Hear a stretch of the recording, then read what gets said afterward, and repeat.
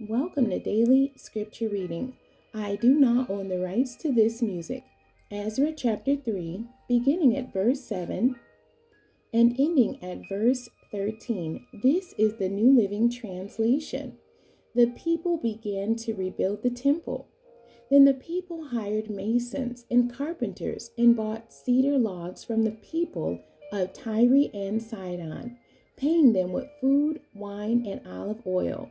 The logs were brought down from the Lebanon mountains and floated along the coast of the Mediterranean Sea to Joppa, for King Cyrus had given permission for this. The construction of the temple of God began in mid-spring, during the second year after they arrived in Jerusalem. The workforce was made up of everyone who had returned from exile, including Zerubbabel, son of Shealtiel, Jeshua, son of Jehozadak, and his fellow priests, and all the Levites. The Levites who were 20 years old or older were put in charge of rebuilding the Lord's temple. The workers at the temple of God were supervised by Jeshua with his sons and relatives, and Kadmiel and his sons, all descendants of Hodaviah. They were helped in this task by the Levites of the family of Henadad.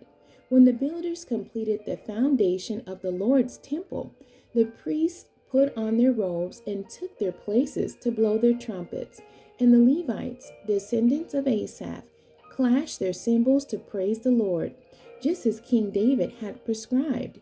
With praise and thanks, they sang this song to the Lord. He is so good.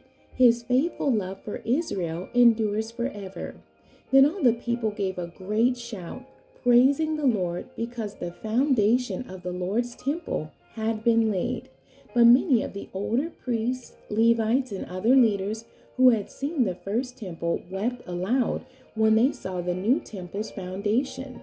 The others, however, were shouting for joy. The joyful shouting and weeping mingled together in a loud noise that could be heard far in the distance. The end. God bless you, and thank you for joining me today.